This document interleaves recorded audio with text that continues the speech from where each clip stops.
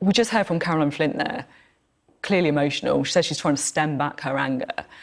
She said that those around Corbyn have been off the planet in the way that they have ignored some of the concerns of working-class constituents in her seat. She was saying that some in the shadow cabinet look down on her voters as stupid, that Labour may never win again unless there's change. What did you make of some of the points she made? Well, I only saw the end of her interview. It's important that we listen to Caroline.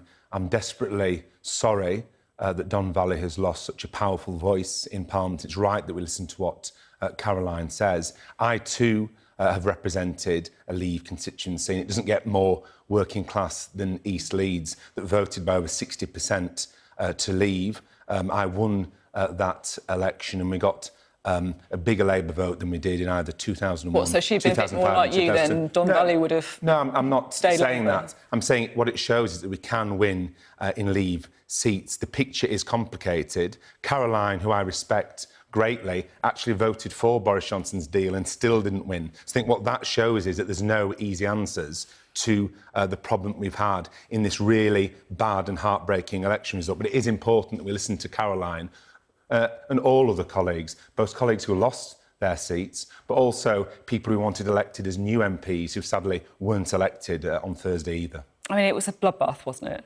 what happened this week? Labour won fewer seats than in any election since 1935. Jeremy Corbyn lost 2.5 million voters compared to the last election. What do you think went wrong? Well, it was a dreadful election result, and there's no getting away from that. There's no prettifying that. I think it became, as per the Sky headline or the Sky line, the Brexit election. If you look at 2017 and compare it to 2019, in 2017 we had the same leader, the same Shadow Chancellor, the same Shadow Home Secretary, a very similar socialist manifesto, and we gained 3 million votes. Fast forward to 2019 and we had a bad election defeat and lost votes and lost seats. The thing that changed between those 2 years, in my opinion, is that Brexit became something which overshadowed traditional party loyalties. But that's the point, isn't it? Brexit was the defining issue of the day, and people did not like Labour's position on Brexit. I mean, that's exactly what Caroline Flint is saying, that in these seats, people just didn't like what you were saying on Brexit. I mean, our attempt to bring the country together, people who voted Leave and Remain, didn't work. Well, it did bring the country together against your Brexit position. I accept that didn't work, and I'm so sorry. And the Labour Party is so sorry that it didn't work, because there are people in our country who are going to be facing tougher times in the next 5 years through no fault of their own under a Thatcherite in number 10 Downing Street, Boris Johnson. But this was a Brexit election. I don't believe the next election will be a Brexit election. And what is the case is that there's no electoral future for the Labour Party if we water down our opposition to the Conservative cuts and Conservative austerity that's on the way in the next few years. Although Boris Johnson says austerity is over, doesn't he? I don't believe a single thing. And he says that he's going to prioritise the NHS. I don't believe a single thing that Boris Johnson says. He's shown he'll say anything in order to get into power. And I think that this talk about the NHS and legislation, putting their commitment to legislation, is a simple gimmick. Let's see what he does. On Brexit, just quickly, was it a mistake to support a second referendum in retrospect? Well, I think the issue of Brexit is now done and dusted. We are leaving the European Union. We have to analyse it, don't we? Of course. You know, it's just days after the election result. A straight answer would be fine. Do you think it was a mistake? Genuinely, do you think it was a mistake? I think it was right to try and bring people together and let the people have a final say. The people have now rejected that, and we need to move on from that. We're leaving the European Union. What we now need to look at is trying to, when we leave, protect jobs, protect the economy, and stop any sellout of our NHS to Trump's fat cat friends. So you think it was right, then, to have a second referendum? I think it was right to attempt to bring the country together on that basis. Did it fail? We've got to be open. It did fail, and we've got to understand that the place where, I mean, it was a complex picture across the country, but the places where we did worst were small northern Leave towns where we lost votes to the Conservative Party and lost votes to the Brexit Party. We need, as the Labour Party, to get the votes back of people who voted Leave and who are persuaded by the Conservative slogan, get Brexit done. They did want to get Brexit done. OK. Jeremy Corbyn has written in 2 newspapers today. We're going to have a quick look at what he said in The Observer. This is Jeremy Corbyn. He said, "I'm proud that on austerity, on corporate power, on inequality and on the climate emergency, we've won the arguments and rewritten the terms of political debate. But I regret that we did not succeed in converting that into a parliamentary majority for change." If this is winning the argument, what does losing the argument look like? Well, I think that in terms of winning the argument, it's telling that Boris Johnson felt it necessary to make pledges about properly funding our national health service. He won the argument then, didn't he? He felt it necessary to say that austerity was going to be over. I don't think it will be, unfortunately. But it's a tragedy that we didn't win this general election. It's a tragedy. I mean, when I was out campaigning in my own constituency and elsewhere, I met people suffering who are desperate for a Labour government, people on universal credit, people paying the bedroom tax, people on zero-hours contracts. And we've seen the demonisation of migrants as well by Boris Johnson. All of these people's lives will be worse off because Labour didn't win that election. For that, I'm truly heartbroken. We need to win the next general election, and that means winning back those lost votes. And it particularly means winning back the votes of people who wanted to leave the European Union. You're talking there about winning back votes in different areas. We can just show two maps here, which I think kind of illustrates this point, really. So the one on the left is from 1997. So you can see the kind of spread of red there.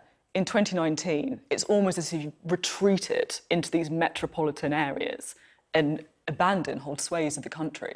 I mean, do you think you really understand your kind of voters in these heartlands? Well, as I say, I represent a working-class Leave seat. Leeds is a metropolitan area, though, isn't it? I mean, it's not a town. My constituency is a very working-class area that voted by over 60% to leave the European Union. And as I say, we got a bigger Labour vote there than we did in 2001, 2005 and 2007. But, of course, lessons need to be learned. It was a disastrous election result, and for that, we're truly sorry. But I think, as I say, this was a Brexit election. The next election won't be a Brexit election. But we need to look at ourselves and at our performance and how we lost votes with humility. We need to analyse that. So what was the biggest mistake then? If you have to look at it with humility, you need to analyse. What do you think was the biggest mistake that the Labour Party made? Not external forces, not the media, not Brexit. What was your biggest mistake?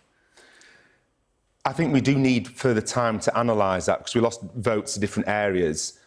In different areas, we lost areas, we lost votes to different parties. But I think the biggest mistake the Labour Party made was perhaps underestimating the desire for people who'd voted Leave to leave the European Union. But you still think a second referendum was the right policy? I think it was right to try and bring people together. And it's very easy in hindsight to say this. But look, there were no easy solutions. Some people in our party were saying the easiest solution would have been to become an ultra-Remain party. We didn't. Look what happened to the Liberal Democrats. Their leader wasn't even elected and they pursued an ultra-Remain position. OK.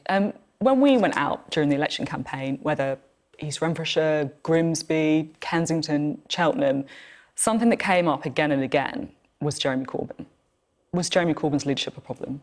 Jeremy Corbyn was mentioned on the doorstep with me, and I'm a great admirer and friend of Jeremy. What did people say? But when I was campaigning for Tony Blair, Gordon Brown and Ed Miliband, they were mentioned on the doorstep too. But what did people say about Jeremy Corbyn on the doorstep to you? Well, a minority of people mentioned what they'd read in The Sun or the Daily Mail, and I think there was a character assassination of Jeremy Corbyn by The Sun and the Daily Mail. What was the concerns? The concerns were of the kind of, well, basically repeating headlines that The Sun and the Daily Mail had very effectively put across. But what were the concerns? Well, you've read The Sun and the Daily Mail as much as I have. And but you're talking about conversations you've had. What were people saying to you? Of course. You can't just... sometimes I just feel like... You know, Caroline Flint's there saying about how voters have been treated as stupid. You're effectively saying that anyone with concerns about Jeremy Corbyn was being duped by a headline. No, I'm not saying that. So why don't you just say what their concerns were then? Because, for example, people were saying things such as, you know, oh, he's... like a terrorist or a racist, or whatever, both are things which are completely untrue, but were pushed by the right-wing newspapers. Those are concerns over allegations of anti-Semitism and the way that was dealt with in the party, I'm guessing, the racism part. The terrorism stuff, I suppose, is things like saying that it's better to arrest terrorists overseas or to bring back Islamic State fighters to the United Kingdom to allow them to have citizenship, to not have their citizenship revoked. I mean, previous associations, meetings with people like IRA sympathisers, things like saying that Hamas are friends or allies. I mean, these are the kind of things, isn't it, that people were concerned about.